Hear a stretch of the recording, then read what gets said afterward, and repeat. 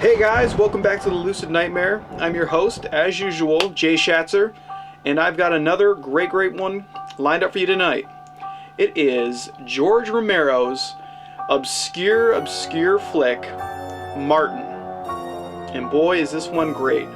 Not many people seem to praise it as much as I do, but there's something about this flick that just is right. It's got that great quality, that great Pittsburgh quality that I love from George Romero.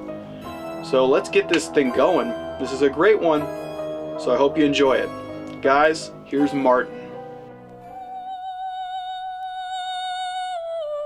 Martin is a fantastic and original vampire story which turns the genre on its head in a wholly surprising and ambiguously presented way.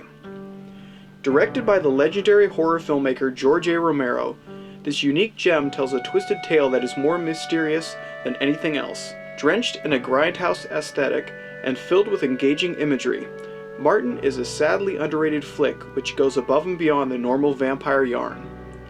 Unexpected and extremely enjoyable, you'd be a fool to let this one slip you by. The film follows a confused and tormented young man named Martin, who is plagued by a superstitious family and a number of sick tendencies. After moving in with his elderly Uncle Cuba, Martin is quickly accused of being a vampire by his overly religious uncle, sparking fantasies inside Martin's mind that he is an 84-year-old vampire doomed to take the life of innocent victims in order to quench his thirst for blood. Whether confused or factually vampiric, Martin indulges his darker side as he stalks his prey during the day and satisfies his urges at night, all the while trying to stay clear of his uncle's wild accusations. John Amplas takes on the role of Martin, the mentally disturbed young man who may or may not be a blood-sucking vampire.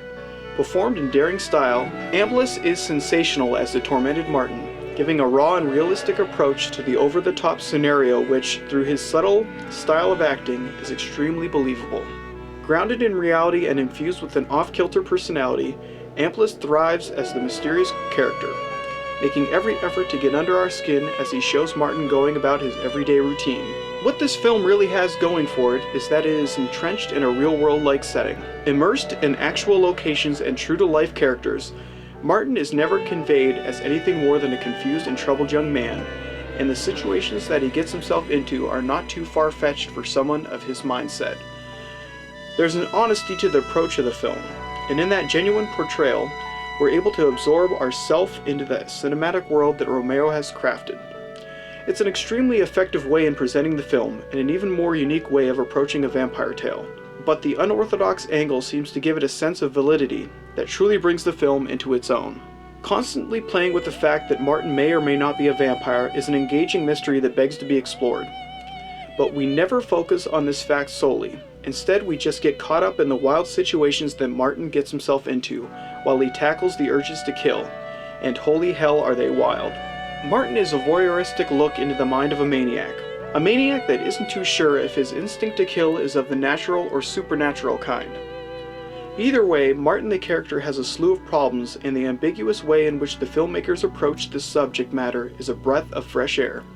Amassed with memorable moments and teeming with gritty textures, Martin is a vampire film that is unlike anything you've seen before in the genre.